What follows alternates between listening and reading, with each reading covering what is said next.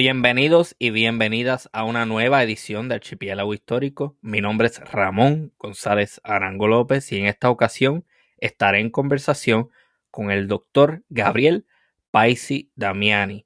Muchos de ustedes están familiarizados con el trabajo del doctor, ya que él es una personalidad que ha salido en la televisión nacional de nuestro país, Puerto Rico, en muchísimas ocasiones. Él es la persona detrás de En Buen Español. Así que sin más preámbulo, ¿cómo está, doctor Gabriel Paisi Damiani? Bueno, estoy muy bien y encantado de estar con usted en este espacio y poder hablar de los temas que me entusiasman y me fascinan, como lo es los temas de la historia y del idioma español. Exactamente. Mucha gente no sabe, ¿verdad? Que usted tiene una faceta de historiador. No solamente se dedica a lo que es el estudio del idioma y a su rol de divulgador y a su trabajo en la Universidad del Sagrado Corazón. Háblenos un poco sobre esa faceta de historiador y sobre sus intereses dentro de la disciplina de la historia.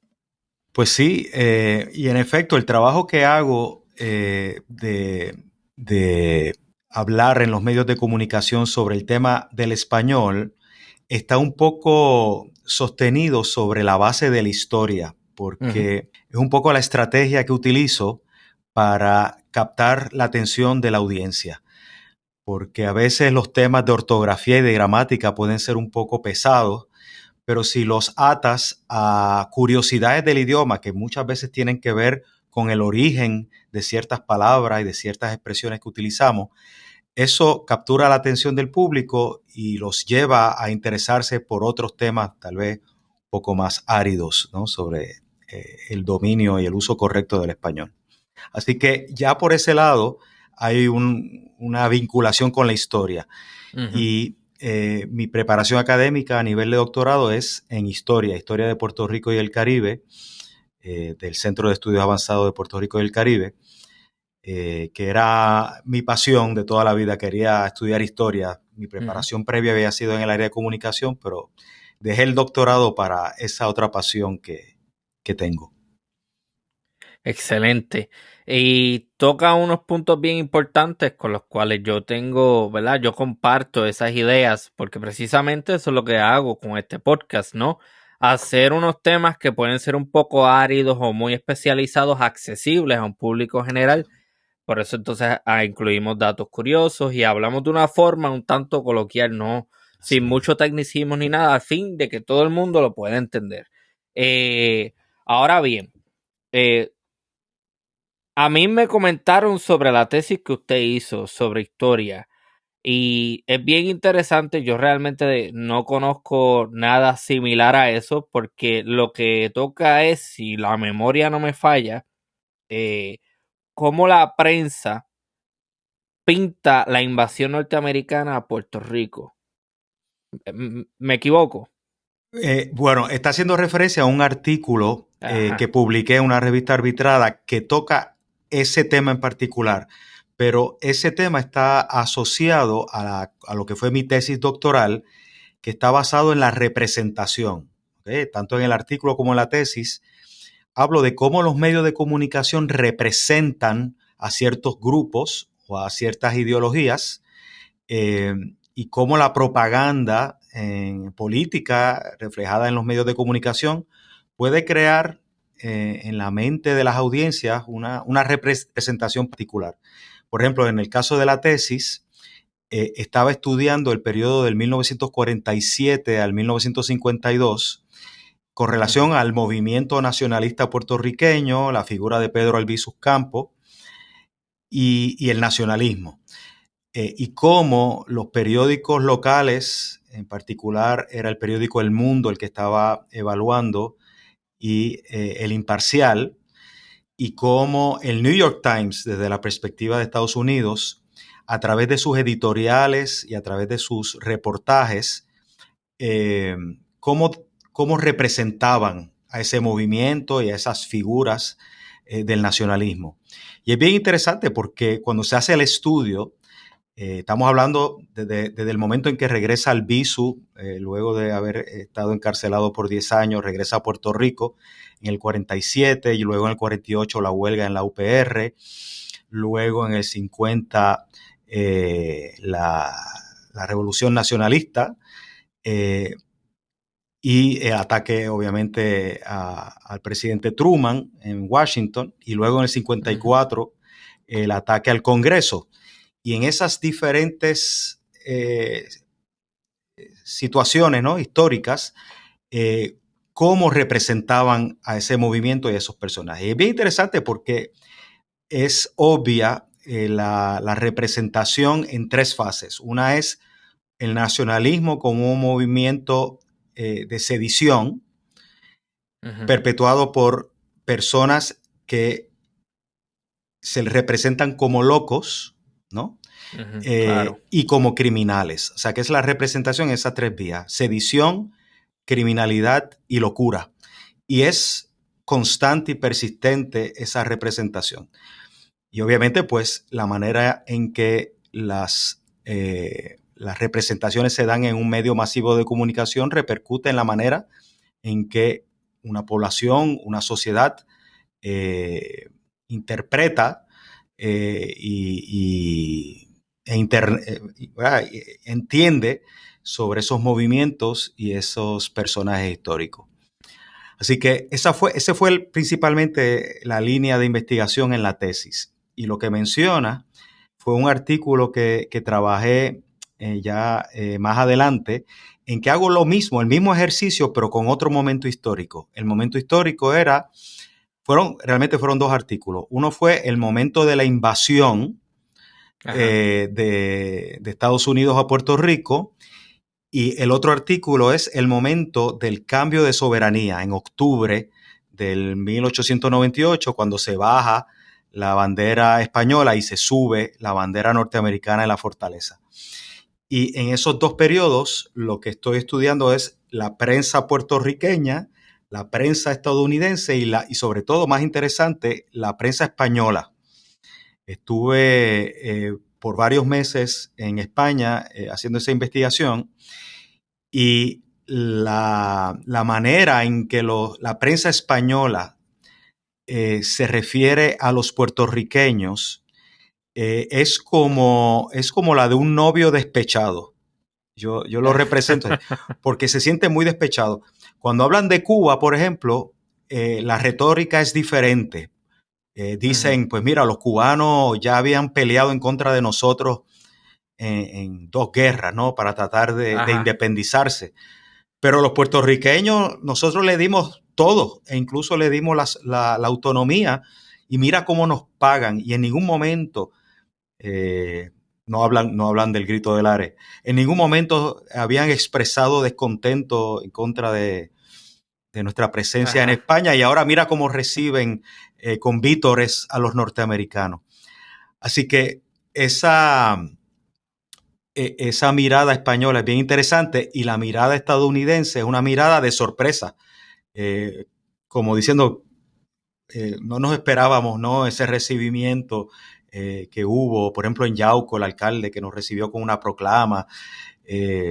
Así que son dos miradas muy, muy contrastantes y muy interesantes. Ok, tengo varios comentarios que hacer. El primero es que me parece bien interesante cómo entonces logra trabajar la disciplina de la historia, pero dentro de lo multidisciplinario y dentro de sus intereses de comunicador y de historia, cómo lo une todo Sí. en un trabajo. Eso está bien interesante. Ahora bien, este asunto de cómo la prensa retrata diferentes eventos históricos es otro que yo entiendo que debemos prestarle mayor atención, porque a mi entender una de las limitaciones, yo creo que esta es la primera vez que hago el comentario, una de las limitaciones de la disciplina de la historia es que precisamente estudia lo escrito. Y si tú tienes un historiador o una historiadora que no tiene la capacidad de interpretar, que no tiene la capacidad de mirar más allá y de entender todas las motivaciones que hay detrás de un escrito, las conclusiones naturalmente serán incorrectas. Entonces, es un comentario bien importante porque, por ejemplo, hay mucho historiador que estudia, por ejemplo, las crónicas. Y olvídate que esa gente lee eso y eso fue lo que pasó y no entienden que detrás de eso hay unos discursos y hay unas ideas propagandísticas de cómo los españoles se pintan a sí mismos como superiores a las poblaciones locales, etcétera, etcétera, etcétera. Entonces, es un poco preocupante también porque y usted mismo lo acaba de mencionar, cómo se reproduce y se repite el discurso de que en Puerto Rico se recibió a los norteamericanos. Que si bien es cierto que hubieron instancias en las que esto ocurrió, hay que matizar eso un poco. Y Claro. de hecho, me recuerda a un episodio que yo hice junto con el escritor Luis López Nieves, en el que él hace el comentario de que sí, perfecto, se recoge en los escritos y en la prensa que se recibió a los norteamericanos. Pero muchos de esos actos oficiales y muchos de esos actos de recibimiento no eran otra cosa que algo que nosotros hacemos por conveniencia. Porque mira, vamos a recibir a los norteamericanos, el ejército español está lejos, eh, o nos matan o nos rendimos. ¿Qué vamos a hacer? O sea, eso es algo que hay que entender también, Claro, ¿no? claro, claro. Y el tema de la prensa es fundamental en la Ujú, historia. Yo creo que no ha sido considerada como una fuente realmente, no es considerada una fuente primaria en el estudio ujú, de la historiografía. Y yo entiendo las razones, pero ciertamente si estamos viendo el tema de la propaganda, ujú, hay que mirar la prensa. Y yo pienso que hay que mirar la prensa como una fuente primaria en los esfuerzos de propaganda. Y la propaganda siempre se dice que es algo que hace el enemigo, el otro. Y no nos damos cuenta que la propaganda existe en todas las sociedades. ajá. Nosotros somos eh, víctimas de la propaganda en los medios de comunicación de Puerto Rico, como lo es en cualquier otro país del mundo, ¿verdad? Ujú, Y poder entender esa propaganda y ver cuál es el efecto que esa propaganda tiene en la manera en que la gente interpreta la realidad que vive o interpreta su historia, es fundamental para podernos entender mejor.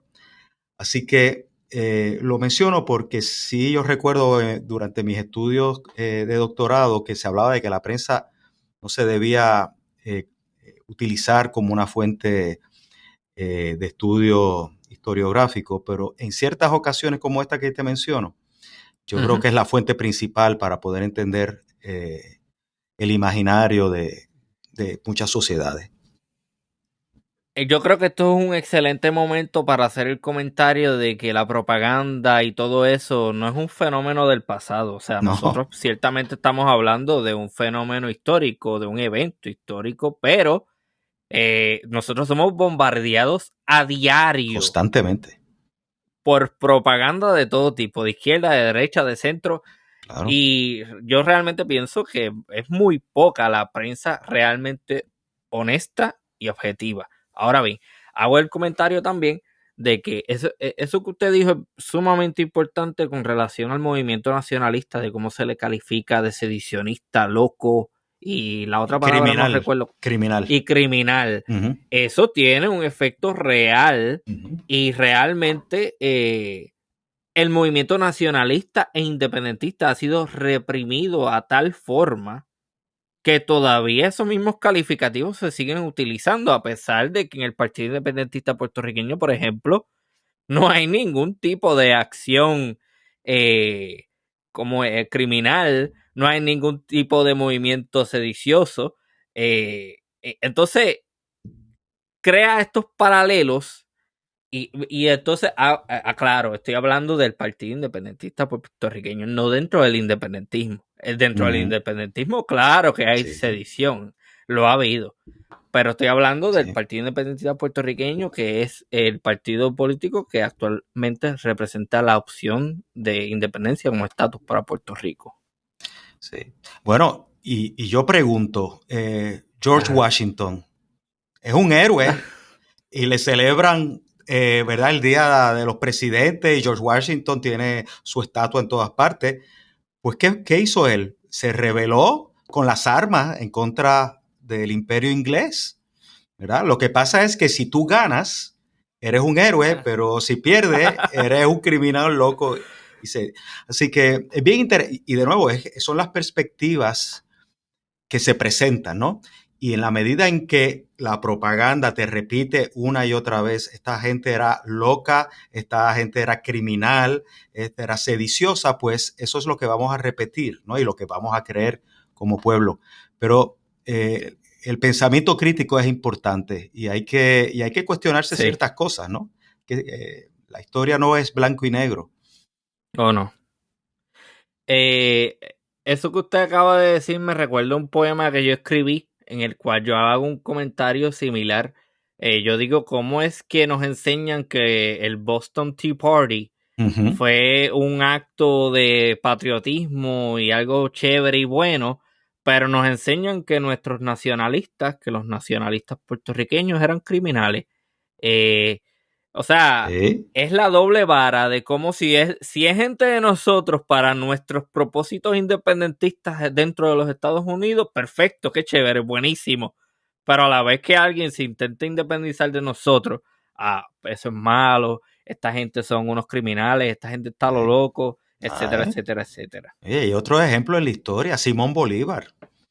Ujú. Bueno, pues es un héroe para Venezuela, para Colombia, la Gran Colombia. Bueno, pues, pero de nuevo, ¿verdad? Al final se independizaron estos países de España y es un héroe. ¿Te fijas? Así que siempre el resultado del esfuerzo va a determinar si la figura y el movimiento se alaba o se demoniza, ¿no?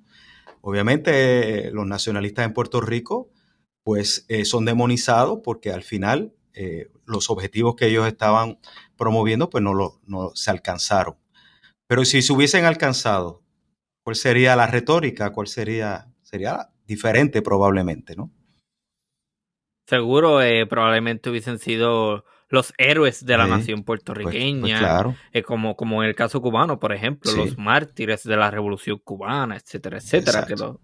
obviamente el, el establishment y el Partido Comunista Cubano lo va a ver de esa forma, pero Claro, si le preguntas a un norteamericano lo va a ver de otra forma y así sucesivamente. así es. Eh, Esto es una intersección bien interesante, como dije, de disciplinas diferentes, ¿no? De las comunicaciones y de la historia, para que la gente entienda Sí. que la historia no solamente es memorizar una fecha y aprenderse un evento, hay muchísimas perspectivas desde las cuales se puede hacer historia. Entonces, nuevamente, es bien interesante como usted lo hace, tomando las comunicaciones, ese lado de las comunicaciones y juntándolo, entonces, con la historia. Sí, Eh, y te voy a decir algo, Ujú. porque también estoy en la parte de la academia, ¿no? Y he tenido oportunidad de enseñar cursos de historia aquí en la Universidad del Sagrado Corazón.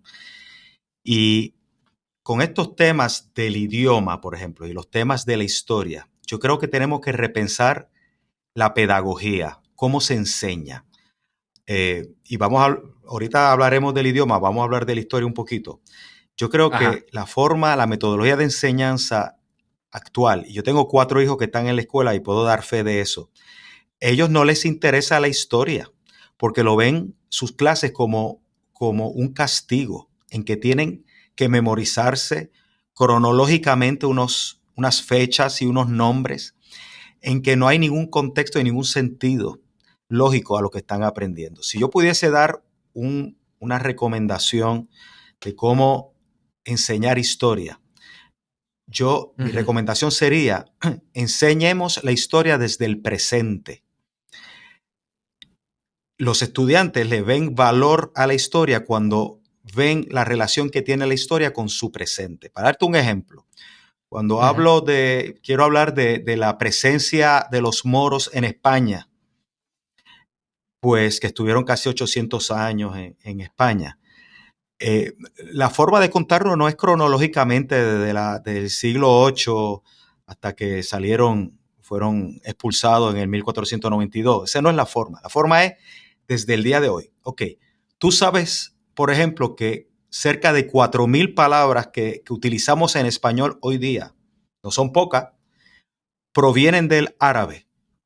Y entonces damos el Ujú. ejemplo de almohada, café, ojalá, que cuando decimos Alcalde. alcalde, cuando decimos ojalá estamos llamando a Alá, el Dios de los musulmanes, del Islam. ¿De verdad? Sí, eso es lo que significa ojalá. Ojalá quiere decir Wow. Quiera Alá, ojalá. Wow. Bueno, pues, por qué lo decimos así? Bueno, pues entonces ahí es que lo atamos con el pasado, lo atamos con la presencia de los árabes, de los moros en España. Y de momento se interesan porque ven la conexión con su vida y con su presente. Wow, Y esa yo creo que es la metodología correcta. pero entonces cada vez que yo digo ojalá, ojalá estoy haciendo un tipo de, qué sé yo, frase o diciendo algo musulmán, Está por lo menos en llamando. origen.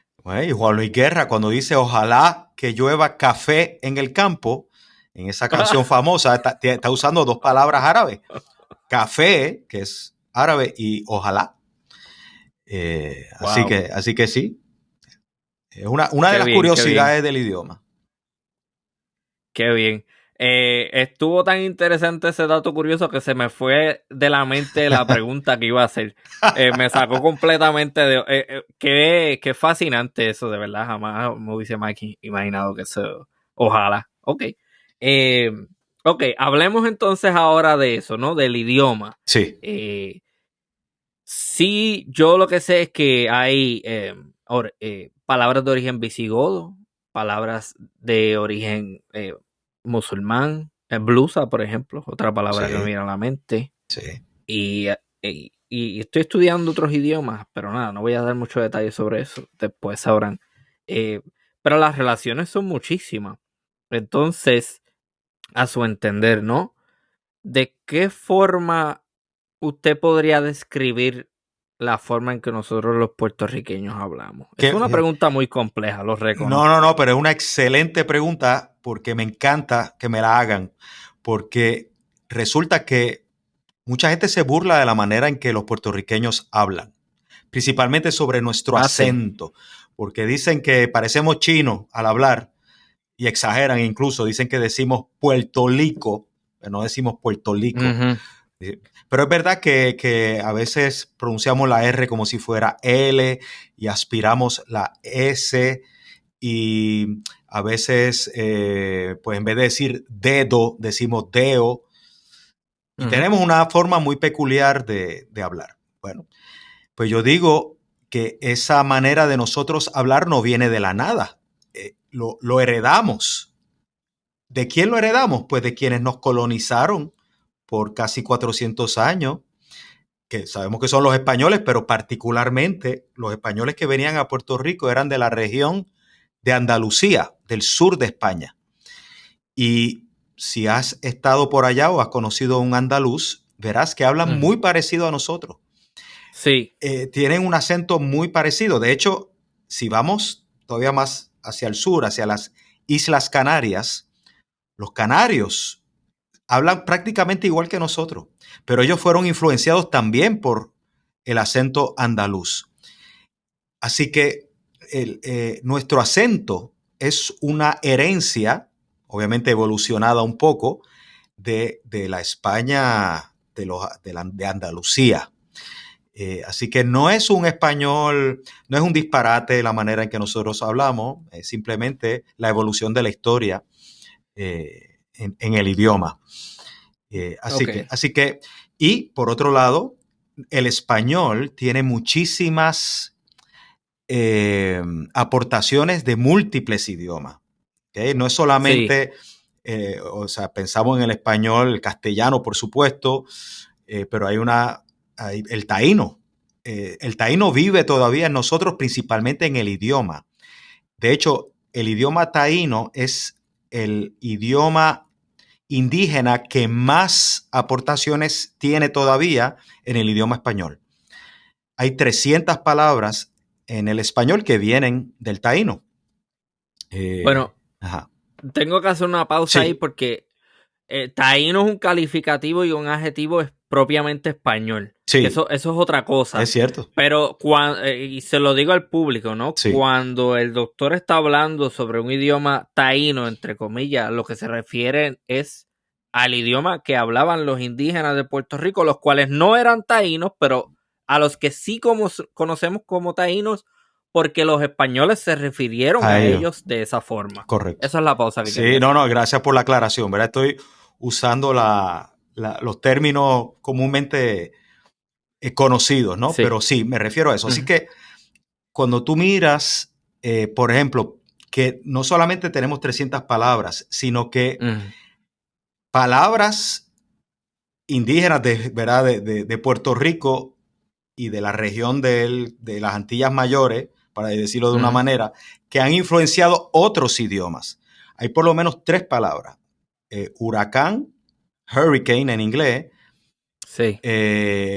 hamaca, que en inglés dicen hammock y en otros idiomas también, y barbacoa, que Barbecue. nos creemos que es un anglicismo de barbecue, pero no, la expresión viene, ¿verdad? De lo que conocemos comúnmente como idioma taíno. Así Ajá. que ahí tenemos una. Obviamente, palabras que vienen del idioma africano, Sí. por lo que sabemos, ¿no? Los esclavos africanos que vinieron aquí. Lo que pasa es que no hay no hay tanta palabra africana en nuestro idioma español porque se les impedía hablar sus dialectos. Estaban Uh-huh. obligados a hablar en español en el caso de acá, pero sí se conservan algunas palabras principalmente relacionadas con la música y con instrumentos.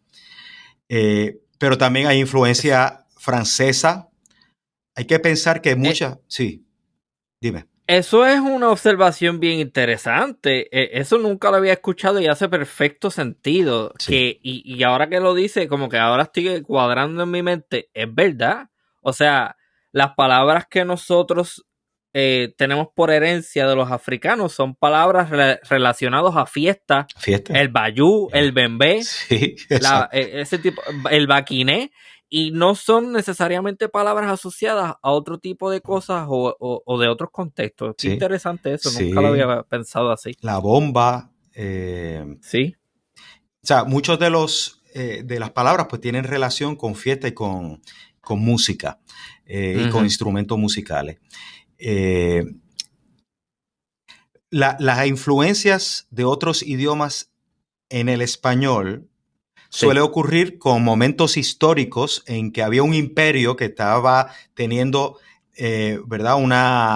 Un impacto en otros idiomas y en otros países. Por ejemplo, en el siglo XIX, principio del siglo XIX, sabemos que Napoleón puso a su hermano Pepe Pepe Botella Botella. a reinar, ¿verdad? En Sí. España. Bueno, pues durante esa época napoleónica hubo mucha influencia del francés en el español y ahí que empiezan, sobre todo en el ámbito culinario, chef, gourmet, ¿no? Pero hay otras Yo diría palabras que llega desde antes porque con la llegada de los Borbones de los y lo que se Borbones. llama el afrancesamiento. Sí, ya desde el 1700 en adelante, con la llegada Ujú. de los Borbones, hay una Ujú. gran influencia. Por un lado, ¿no? Pero entonces pensamos en palabras de influencia italiana, pues en el momento del Renacimiento, Florencia, tenemos Ujú. palabras también muy atadas al aspecto artístico, la música, la ópera y también el aspecto culinario, ¿no? Que está muy presente hoy día en nuestro idioma. Y hoy día es el inglés. ¿Por qué? Porque el gran imperio, ¿verdad? Que tiene impacto en todos los negocios, el turismo, la tecnología, es el inglés y ese es el que está influenciando principalmente nuestro idioma. no solamente en Puerto Rico por nuestra realidad política, en todas Colonial. partes. Nosotros estábamos en España hace poco y allí Sí, no hablan de mercadeo, hablan de marketing. sí. No dicen estacionamiento, dicen aparcamiento, que viene de parking. Hablan de máster y no de maestría. Así que ellos también, la influencia es en todos los idiomas alrededor del mundo. Ujú. Y hoy día, pues obviamente hay muchos anglicismos ¿verdad? Que Sí. están reflejados en el español que hablamos. Me acordé del comentario que iba a hacer previo antes que Sí. diera el dato curioso de Ojalá. Y era eso de lo que usted estaba diciendo no es otra cosa que entender a la historia y su relevancia. Yo tuve una profesora, Mm, Elizabeth Ocasio, en la Universidad de Puerto Rico en Mayagüez. Ella siempre hablaba de eso. No se memoricen la fecha. A mí no no, me importa quién, cuándo y cómo. A mí lo que me importa es la relevancia de ese sí, evento. O sea, claro. que eso es así es como se debe estudiar la historia, de esa forma, A ver, entendiendo la relevancia. Ujú. claro, la Sí. relevancia, la importancia y que todo está atado al presente. O sea, todo lo que ha ocurrido en el pasado, de alguna manera u otra, tiene un efecto en quienes somos hoy día. Por eso es que es tan interesante la historia. Y por eso es que la gente también debería estudiar su árbol genealógico, porque en la medida que tú entiendes de dónde tú provienes y tu historia familiar, te entiendes mejor a ti mismo. Así que Ujú. así hay que verlo. Estoy de acuerdo contigo. Eso de la genealogía es bien importante, estén pendientes porque ya identifique un posible Ah, recurso para eso. pues me avisa Sí, porque ese tema me encanta. De hecho, si sí. te puedo decir un dato curioso eh, Ajá, que, que tiene que ver con genealogía, tiene que ver con el idioma y tiene que ver con la sí. historia, con las tres, son los orígenes de los apellidos. Es interesante porque no existían los apellidos hasta más o menos la Edad Media, en que, pues si tú miras la Biblia, los personajes de la Biblia no tienen apellidos. O sea, es Pedro, es Ujú, Juan, es Moisés, ¿no? Pero según pasan los años y se dan cuenta que era complicado identificar las personas si no había otra forma de llamarlos, además del nombre, te decían, mira, vete donde José, y tú decías, ¿cuál José? Pues entonces se inventaban unas maneras de identificarlos. Por ejemplo, podía ser una razón geográfica. Decía, pues José, el del valle, para referirse al que vivía en un valle, o del río, porque vivía cerca de un río, o del monte. ujú, Eh, eso si te referías a un aspecto geográfico, pero si te podías referir a un oficio, pues estaba labrador, ujú. o estaba obispo, o estaba eh, Herrero. herrero, o Hay muchos calzado. herreros por ahí. Sí, Sí. así que lo podías casar con una profesión o un aspecto físico, era delgado o era Ah, blanco, mira para allá. eh, Sí. y así. Y entonces, en algunos casos, los apellidos se creaban a base de quién era hijo esa persona. Y de ahí es que vienen las terminaciones EZ. Rodríguez, Martínez, González, lo que significan esas terminaciones EZ es hijo de. Así que Rodríguez Wow. era hijo de Rodrigo, González hijo de Gonzalos, Martínez hijo de Martín. ¿Te fijas? Entonces, Ah. esa era otra manera de identificar la persona. Vete donde José Rodríguez, que era José, el hijo de Rodrigo. Y de ahí continuaba los apellidos. Eso ocurre en otros idiomas. Por ejemplo, me parece que es Escocia, son los Mac. Entonces, McDonald es hijo de Donald, ¿no? McCarthy es el hijo de Carty. Y entonces tú tienes en inglés los son, Johnson, que es hijo de John. ¿Ve? Así que esto ocurre en otros idiomas también. Y es fascinante, me parece. Ocurre, Ujú. ocurre en el holandés. Yo tuve un episodio reciente con un historiador de Holanda que reside en España y refiero a la audiencia para que lo escuchen. Excelente episodio. Entonces él habla sobre una figura muy importante que llegó a invadir Puerto Rico en 1625, Balduino Enrique, cuyo nombre era Bowen Hines, algo así me dijo él, que significa hijo de Bowen. ¿Te fijas? Y es lo mismo, es la misma cosa. Es la misma cosa. En italiano son los apellidos que terminan en I. Mi segundo apellido es Damiani, pues que tuvo un antepasado que se llamaba Damián, hijo de Damián, ¿verdad? Emanueli, hijo de Manuel. ¿Te fijas? Así que esos son apellidos italianos que después se ven muy presentes en Córcega y sabemos que hubo una migración corsa muy importante a finales del siglo XIX, así que hay muchos corsos en Puerto Rico que tienen apellidos que terminan en I. Mucho en el oeste también, Sí. y esos son la gente que te dice pejo en vez de perro, que por eso, por el afrancesamiento, ¿no? Exacto, la R con la garganta que se ve mucho en el centro oeste de la isla es porque ahí estaban los corsos que hablan francés y que pronunciaban la R con la garganta. Y eso pues se le pegaba a los puertorriqueños y han seguido de generación en generación. Bien interesante.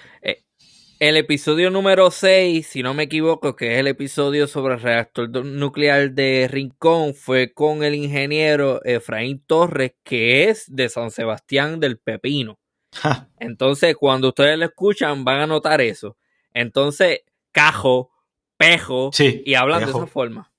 Sí, bueno, sí. Pues es fino, porque viene de los franceses, y los franceses son finos. Eso dicen. Sí. Hay mucha gente que se burla de eso, pero hablando de cosas de las que se burlan, y lo vi que incluye una parte de eso en el libro. El libro al que estoy haciendo referencia, disculpen, en buen español, el libro sobre las curiosidades de nuestro idioma. Sí. Hay una parte ahí en la que habla sobre pastelillo, empanadilla, y yo soy empanadilla. Para mí empanadilla, pastelillo es el dulce. Yo también, pero vete a Mayagüez o vete a otra parte de la isla y te van a decir que estás equivocado, que es lo contrario. Bueno, eso es lo fascinante del idioma, porque uno puede entender los regionalismos entre países. ¿Okay? Sabemos que en España le dicen naranja a la China y nosotros le decimos China a la naranja y qué sé yo. Y eso tiene una historia que después te puedo contar. Pero lo interesante es que esos regionalismos ocurren dentro de Puerto Rico, porque tienes el ejemplo de la empanadilla y el pastelillo, pero tienes la olla y el caldero, y tienes la ficha y el vellón, porque en San Juan el de 5 centavos es el vellón, pero en Ponce el de 5 centavos es la ficha, y ellos le dicen vellón al de 10 centavos, al dime. Y tú dices, ¿cómo es posible que en una isla tan pequeñita, en una distancia tan corta, las personas usen términos diferentes para referirse a lo mismo? Y la explicación es sencilla, porque antes no había carreteras, no había radio, ni televisión, ni internet. Y si tú nacías en Ponce, probablemente vivías y morías en Ponce y jamás salías de ahí, ¿verdad? Era muy difícil la conexión con otras partes de la isla. Por lo tanto, se creaban regionalismos. Yo sé de gente que probablemente están vivas todavía, que han nacido en el centro de la isla y se han quedado ahí toda su vida y nunca han visto el mar en Puerto Rico. Wow. ¿Okay? Que es un lugar tan pequeño. Un lugar tan pequeño. Así que por eso, probablemente ahora con los medios de comunicación, con las carreteras, poco a poco esos regionalismos dentro de la isla se van a ir diluyendo y perdiendo. Pero todavía existen. Es maravilloso, todavía al día de hoy existe. Me pregunto si Vieques y Culebra tendrán sus propias dinámicas en cuanto al lenguaje también. Pues mira, es una excelente pregunta. Ellos que están tan separados, ¿no? Por el hecho de ser islas, sabrá Dios, sería interesante averiguar si ellos tienen expresiones o frases que son exclusivamente de ellos. No lo sé. Pero te iba a comentar un poco por esa línea, que es algo que también toco en el libro, la expresión que usamos cuando alguien no es del área metropolitana. Decimos que es de la isla. ¿verdad? Eso me saca de quicio. Y saca de quicio mucha gente porque se sienten ofendidos porque, oye, pero ¿qué se creen los de San Juan que son otro país Ajá, y nosotros sí, somos de la isla y ellos no? Bueno, recuerda, no sé si tú tienes la edad para recordar las guías telefónicas que sí. había dos. Había una del área metro, que era más gordita, y otra más finita, que era la guía isla, y lo decía isla. Todo lo que no era área metropolitana era isla. Wow. Entonces, hasta en eso estaba reflejado. Bueno, pero ahí hay una explicación que es del idioma, es geográfica y es Ujú. histórica, para explicar por qué somos la única isla en el mundo que hace una diferencia entre los que viven en el área metropolitana, en la capital, del resto del territorio. Y la explicación es bien sencilla. La capital de Puerto Rico originalmente estaba concentrada en el viejo San Juan. Y el viejo San Juan está localizada en un islote Ujú. separado por un puente, el puente de Dos Hermanos, ¿verdad? Del resto de la isla. Es decir, que en aquella época, y no hace tanto, cuando alguien de la capital en el viejo San Juan iba al campo, lo que hoy es Atorrey, lo que hoy es Santurce, Sí. literalmente tenía que ir del islote a la isla. Le decía a su esposa, mi amor, vengo ahora, voy a la isla, voy al campo, voy a la isla, porque tenía que cruzar del islote a la isla. Por eso es que hoy día, todavía, a pesar de que la capital se ha expandido, aún usamos esa misma expresión para referirnos a que vamos al campo. ¿Ve? Así que eso tal vez Ok. le quita un poco de ofensa a la expresión. Sí, no, no, ok, entendemos entonces el origen, bien interesante. Entonces, esos comentarios que hace del campo en esa época, ¿no? De ir al campo y entonces dice a Torrey y Santurce, mucha gente va a decir, no, pero ¿cómo va a ser? No, hay que entender, para ese tiempo, por ejemplo, Hato Rey, un hato Un era una dato. extensión ganadera significativa. O sea, que esa Sí, gente literalmente salía claro. de una ciudad en un islote Sí, para meterse en un ranchón gigante, sí, porque lo que sería Torreito esa área, que estaba lleno de puercos y vacas y lo que sea que estuviera allí. Voy a hacer un sí. episodio sobre eso en un futuro, El pendientes. tema de los atos es un tema Ujú, espectacular para trabajar. ¿Y cómo ujú. se llama el aeropuerto, el primer aeropuerto que tuvo Puerto Rico luego que pasas el puente Dos Hermanos? Es el aeropuerto de Isla Grande. ¿Por qué? Pues que es la Isla Grande, separada del islote. ¿Ve? De ahí es Mm. que viene la etimología y la expresión de hoy día de que vamos de la ciudad al campo, de la ciudad a la isla.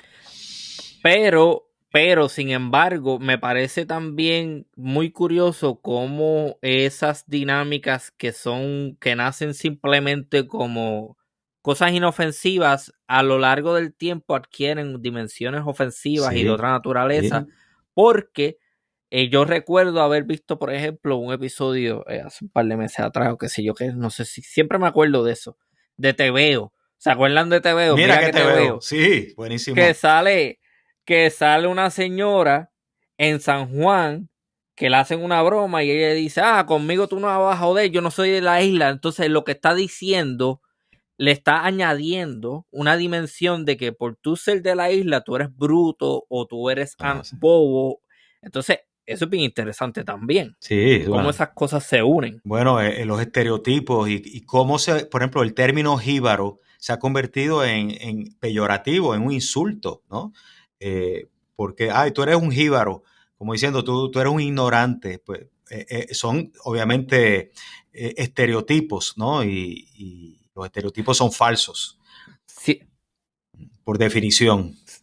siempre me ha parecido curioso eso también, y no sé si ha hecho la relación también, al igual que yo, de que también se utiliza charro. Entonces, el jíbaro es similar a la figura del charro, Sí, y sí, los dos son términos peyorativos dentro peyorativo. de cómo nosotros Sí. hablamos español. Sí, sí. Es el poder de las palabras y cómo las palabras pueden tener una carga increíble y que esa misma palabra que puede tener una carga peyorativa, ofensiva Mm, en un lugar, en otro lugar puede que no tenga ninguna relación con eso, ¿verdad? Y pensemos en las malas palabras, esas supuestas malas palabras. Yo digo que, e insisto, que las malas palabras no existen. No existen las malas palabras. Lo que existen son las malas intenciones. Sí. Pero que las palabras no son malas. Incluso si tú miras el origen de esas palabras que consideramos a veces ofensivas, pues tienen una etimología, una historia normal, bonita. O sea, cuando tú mandas a alguien, no sé si lo puedo decir aquí. Claro que No lo sí. puedo decir. Sí. Cuando tú mandas a alguien para el carajo, en realidad el carajo en su origen es la canasta arriba del mástil de las carabelas, donde los navegantes miraban a ver si veían tierra. Bueno, ¿por qué tiene la connotación hoy negativa de mandar a alguien para el carajo? Porque es que ningún navegante quería treparse allá arriba solo, en medio del océano, a mirar a ver si veía tierra o no. Era negativo ir allá arriba. Entonces, por eso es que toma esa connotación hoy día. Pero cuando tú miras el origen, no hay nada feo, no hay nada malo, no hay nada terrible en la palabra en sí, ¿no? Y eso pues aplica a todas las palabras que tú puedes pensar. Sí, otro comentario que quería hacer también, usted dijo anteriormente que muchas palabras tienen su origen en nuestra colonización, pero yo digo que la colonización que todavía estamos experimentando y que a su Claro. vez está afectando en cómo nosotros hablamos el español, con el Spanglish y todo lo demás. Sí. Ajá. Sí, bueno, o sea, hay que separar lo que es anglicismos Ajá. de calcos incorrectos del inglés, ¿ok? Porque cierto que hay muchas palabras que decimos diariamente que vienen del inglés, que son anglicismos, pero que ya están incorporadas en nuestro idioma y que si lo buscas en el diccionario lo vas a encontrar.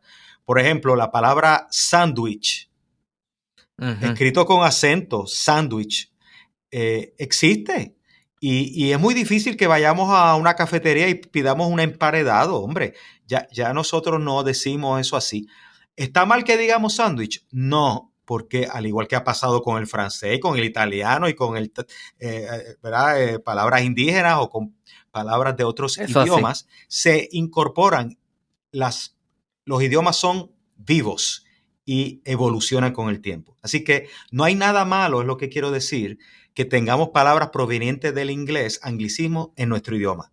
El problema es cuando mezclamos mientras hablamos el español con el inglés. Yo digo que medio idioma más medio idioma no es igual a un idioma. Y tú lo ves mucho Ajá. en los jóvenes. Por ejemplo, a cada rato dicen so, tal cosa, como queriendo decir, pues, tal cosa. Utilizan mucho Ajá. eso.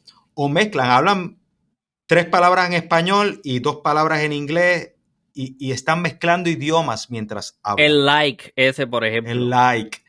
Pues no. O sea, si vas a hablar inglés, habla inglés. Si vas a hablar español, habla español. Pero no mezcles idiomas al hablar porque tal vez en un contexto coloquial entre amigos pasa, pero a veces yo lo he visto en contextos profesionales o académicos que ocurre y no se ve bien hacerlo, ¿verdad? Hay que tratar de mantenerse en su idioma al hablar. No, y que también lo formal y lo profesional necesariamente incluye cierta elocuencia y Sí, cierto nivel correcto, ¿no? Al hablar. Eh, sí, Varios comentarios que tengo que hacer. También asociamos cómo se habla con determinada clase social. Yo sé que a lo mejor puedo estar mal, pero a mí, por ejemplo, yo soy uno de los muchos a los que le molesta escuchar gente de Dorado, por ejemplo, o del condado, que te hablan de esta manera. Entonces yo estaba como que like loca. A mí eso me saca de quicio porque yo lo asocio en mi mente sí, como sí. con una gente privilegiada, enajenada en nuestra realidad nacional. Ujú. Y obviamente ellos no tienen la culpa porque nacen en eso, qué diablo. Pero Claro, claro. para mí no deja de ser molestoso, ¿no? Sí, sí, sí. Bueno, claro, o sea, yo también lo escucho y eh, a veces incluso como que hablan así, como un acento, Ah, y puede ser molestoso, sí, coincido contigo, es verdad. sí. He escuchado también que las palabras que terminan en R, dar, te voy a dar, te voy a Eso. escuchar. Eso, a eso me refería, exactamente. Y, Ajá, ve, y dan ganas de corregirlo, ¿verdad? Y decirle, mira, dar, pronuncia, articula mejor. Pero bueno, a ajá. veces es muy difícil y la gente se puede ofender, ¿verdad? Si los corrige de esa manera. Eso es para que la gente vea que el idioma no es simplemente como tú lo hablas en el diario vivir, tiene un montón de otras avenidas, tiene significados y hay muchas cosas sucediendo cuando uno articula, cuando uno habla, cuando uno conversa.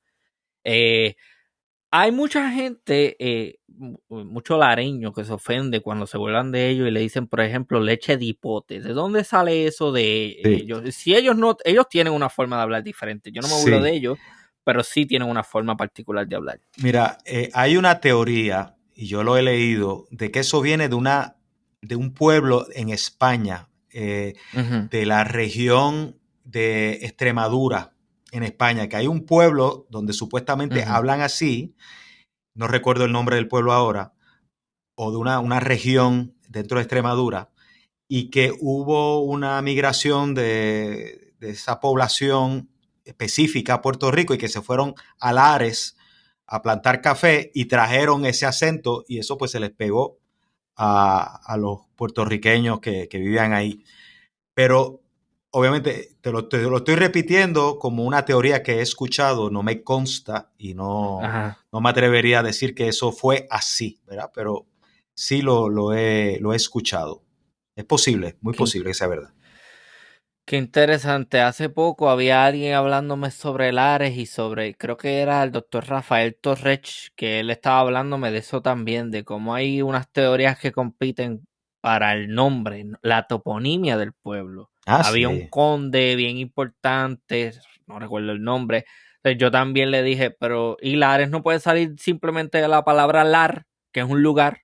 Hmm, Digo yo, tiene sentido, a mí me hace claro, lógica. claro. Pero me dice que para él, si mal lo recuerdo, esa teoría del conde, que parece que era una persona bien importante en esa, no sé si era un conde, pero una persona parte de la nobleza que vivía en esa área, que parece ser que de ahí es de donde sale el nombre. Puede ser, porque tenemos el caso de Juana Díaz, por ejemplo. Ujú. Pero nada, eso es otro tema de la toponimia. Sí, Eh, interesantísimo también.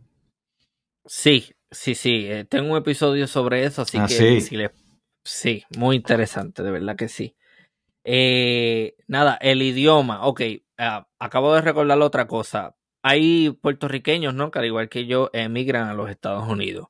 Y cuando uno los escucha hablar, la furnitura, Sí, que no es otra cosa que el furniture, que es sí, la mueblería. claro. Entonces, hablan un poco más sobre eso, ¿no? Sí, bueno, es muy, muy común que eso suceda, sobre todo la migración de los 50 a Nueva York. En esa población se ha visto mucho, por ejemplo, el rufo para referirse al techo, en vez Wow. de techo, de roof, ¿verdad? Rufo, la furnitura, la carpeta para referirse a las alfombras. Son términos que han nacido dentro del contexto, ¿no?, en que están viviendo puertorriqueños que hablan español en un ambiente donde se habla inglés. Es normal que haya esas influencias y es un dialecto que surge, ¿verdad? Y entre ellos, pues, pues se entienden, ¿no? Y está bien dentro de ese contexto. Obviamente, si tú vas fuera de ahí y vienes a Puerto Rico y te traes esas palabras, pues no te vamos a entender y nos va a parecer disparates, pero no lo son dentro del contexto del lugar donde viven. Fija, o sea, hay Mm, que ser flexible. O sea, yo pienso sí.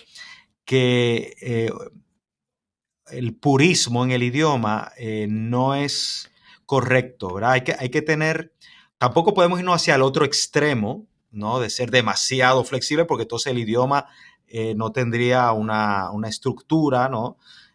Para que todo el mundo nos podamos entender.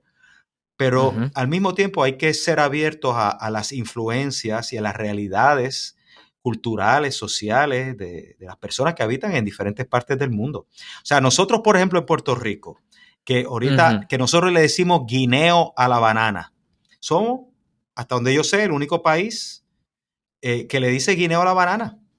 Pero es No porque, conozco a nadie más, ¿no? no, pero es porque aquí venían cajas de Guinea Ecuatorial con bananas, igual que pasaba con la China, que te dije ahorita, pues que Ujú. venían de China las naranjas y veníamos China en las cajas. Entonces, le decimos China y le decimos guineo por esa realidad muy nuestra, histórica, y para nosotros es normal y no está mal que digamos China y guineo en Puerto Rico. Si vas a No. España, pues más vale que digas otra cosa porque no te van a entender. ¿Entiendes lo que te digo? Así que hablando de la furnitura, bueno, dentro Ujú. del contexto histórico de estas personas que viven en Nueva York, pues dentro de ese espacio yo no tendría problema. Perfecto. Cuando habla sobre el purismo, me recuerda, y esto es algo que le va a volar la cabeza a mucha gente, el español y el castellano que mucha gente, vamos a usar una palabra de vocabulario, defiende con vehemencia. Ah, sí, Eso no es otra cosa que el latín vulgar. claro, El latín vulgar, mira claro, qué término más sí, despectivo. El latín que se desarrolla y que se habla lejos claro. del centro neurálgico en la península de Italia. O sea, que lo que nosotros estamos hablando es algo que evoluciona de lo que en algún momento dado fue llamado latín vulgar. Mira qué vulgar como esa Ujú. gente habla en el latín. Bueno, O sea, que esto cambia constantemente. claro que sí. En ese sentido, el español es un dialecto. Es Ujú. un dialecto, igual que de los demás. O sea, todos los idiomas provienen de otras raíces, de otros orígenes que evolucionan. Ya no hablamos latín. Bueno, No. pues ya no hablamos latín, ahora hablamos español. El español tal vez de aquí a 400, 500 años evolucione a otra cosa, que no sea lo que hoy hablamos. Y pues cambió. Y eso pasa. Y esa es la historia de los idiomas. Evoluciona con el tiempo, partiendo de esas influencias precisamente de las cuales te mencionaba anteriormente. Un saludito a mis colegas en Chile. Pronto voy a tener participación chilena. Ah, Para mí, ya esa gente está hablando otra cosa. Si tú los sí, escuchas hablando. O sea, naturalmente una persona con cierto nivel educativo, de cierto nivel económico en la capital, sí, en Santiago, te va a hablar de una forma específica, pero si tú sales o en los mismos barrios populares de Chile, que yo eh, estuve en contacto con una persona que era de Puente Alto, que es una sección de Santiago. Ellos te hablan de una forma que tú no la entiendes, entonces te hablan con ah, un cantadito y con una cosa, y ya para mí, esa gente, y no lo digo de mala forma, no es negativo, no. para mí ya ellos están como que en camino a hablar una cosa completamente diferente. Bueno, algo que puedo decir sobre Chile es que, si no me Ajá. equivoco, la palabra guagua para ellos significa Oh, niño o niña pequeña. Una guagua es una sí. bebé pequeña, pero para nosotros una guagua es un autobús. Pero hay un dato curioso con esa palabra que decimos nosotros, guagua. Esa palabra viene de Ujú. Cuba. En Cuba, en los años 50, había una compañía de autobuses que se llamaba Washington and Walton Company. Y los cubanos, para Ah, no decir Washington and Walton, decían de Washington y wow. Walton. ¿Qué pasa? Que cuando viene la Revolución Cubana y los cubanos vienen a Puerto Rico y a otros países, pero vienen a Puerto Rico, se traen consigo el término guagua. Y es por ello que nosotros decimos guagua hoy día. Y si tú vas a las Islas Canarias, es el único lugar en España donde dicen guagua también para referirse a autobuses, porque muchos de los canarios que estaban en Cuba regresaron a las Islas Canarias y se llevaron el término Ajá. también. Así que, pero lo menciono porque en Chile Sí. es otra cosa. Chile es un bebé. No, no se equivoca porque, ajá, y de hecho se utiliza en una expresión vulgar que yo creo que por el contexto lo va a entender, lo voy a decir como quiera porque me parece interesante. Ellos tienen vulgarmente una expresión que dice así: por el chico no hay guagua. No me digas. Ya sabemos Ave lo, María, está bueno. ya sabemos, Sí, ya sabemos lo que sí, significa eso. Guagua es niño. claro. Entonces ya saben lo que Sí, significa lo demás.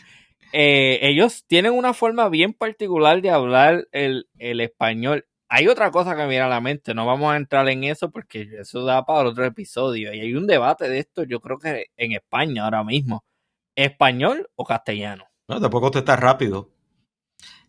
Ajá, Según la Real Academia Española, debe ser español. ¿Por qué? Porque el castellano es uno de los dialectos de España. Tú tienes el catalán, tú tienes el vasco, ¿no? El euskera, tú tienes el ajá. gallego y tienes el castellano, el de la región de Castilla. Claro, ese fue el idioma, ese fue el dialecto que al final ¿verdad? Por la historia, entre, Ajá. que no voy a entrar en ella, pero bueno, ese fue el idioma que finalmente se determinó que iba a ser el idioma nacional, pero el castellano se utiliza principalmente para identificar el dialecto. Y fíjate que en otros idiomas, you Sí. speak Spanish, you don't speak Castilian, ¿verdad que no? Ajá. Y en Ajá. francés, tú dices que tu parles español, o sea que en otros idiomas se refieren a nuestro idioma como español, no castellano. Así que lo correcto es hablar del español. Ese es el idioma que nos une a todos. Mm, muy interesante. He escuchado muchos argumentos en cuanto a ese Hay debate un en misma debate, España, hay un pero debate, hay un debate, es verdad. Pero eso es lo que dice la academia sobre ese tema. ujú, ujú. Entonces, otra cosa, cuando usted menciona eso de que se burlan de nosotros los puertorriqueños, porque como hablamos, eso yo lo he experimentado, Sí. eh, como unos mexicanos, por ejemplo, con los que yo compartía, que ustedes hablan, y yo, pero ¿de qué tú hablas? Si yo voy yo voy a allá al norte de México, ustedes hablan de esta forma, entonces, es No. como que, es que es la perspectiva con lo que lo mires, para mí ustedes son los que hablan cómico. Ese es el punto. El cantadito de los chilenos y de los mexicanos, para ellos nosotros hablamos cantado.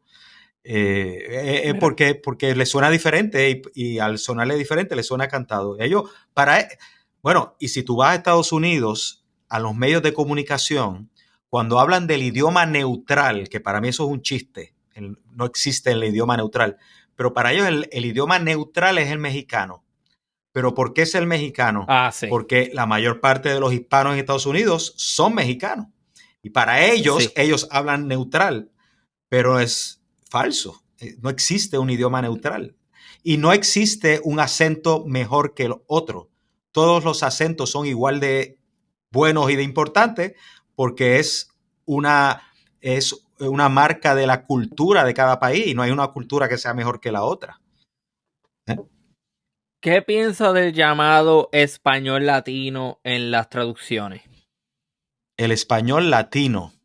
No Sí, entiendo. cuando uno, por ejemplo, va a ver una película y ve las diferentes opciones de cómo quieres ver esta Oh, película, en qué lenguaje, ah, te ponen algo llamado español latino que muchas veces suena más mexicano que otra cosa. pues sí. Eh, ¿Y cuál es el ajá. otro? El tradicional, no sé. Hay diferentes categorías. Exacto, eso he visto. Entonces, español latino, entonces Ujú. como Ah, que, bueno, eso ok. es muy ambiguo, porque hay muchos, el español latino no es uno. O sea, ya lo vimos, Ajá. dentro de Puerto Rico mismo hay diferentes españoles, ¿no? Formas de hablar español. Pero, pero voy a decir lo siguiente, yo prefiero eso al español a las traducciones estas puramente españolas que a veces uno se queda bobo por ejemplo, había un anuncio cuando era chiquito en Puerto Rico que se daba en televisión en los sábados. Ujú. Spiderman ataca. Y yo, Dios mío, ¿qué es Ah, esto? bueno, y en España dicen Burger King a Burger King. Lo pronuncian tal cual, ¿verdad? Pero sí, sí. Lobezno es este loco, ¿cómo es que se llama? El tipo que tiene, es de los X-Men, el que tiene Ah, ¿cómo que se llama este loco? Wolverine. ¿cómo le Wolverine. dicen? Lobezno. Mi madre, mi madre. Bueno, pues ellos se entienden. Lobezno.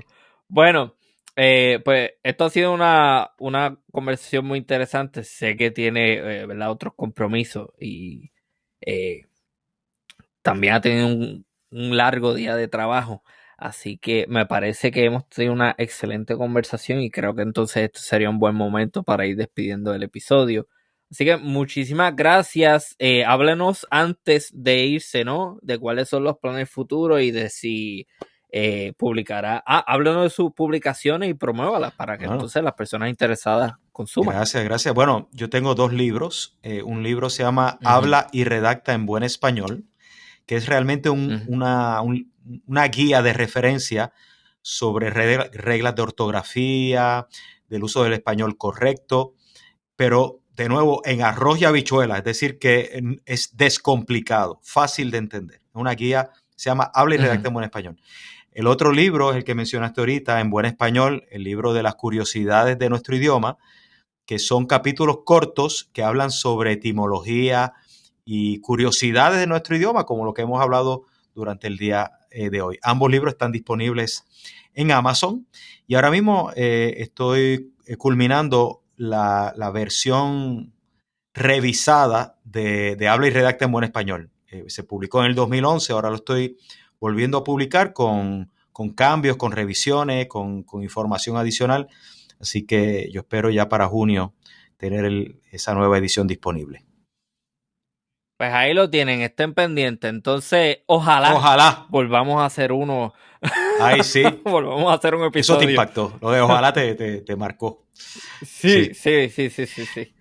Pero definitivamente estaría interesado en hacer otro porque se nos quedan muchas ah, bueno, cosas claro, por hablar. absolutamente. El idioma, ahí Sí. hay tela para cortar, absolutamente.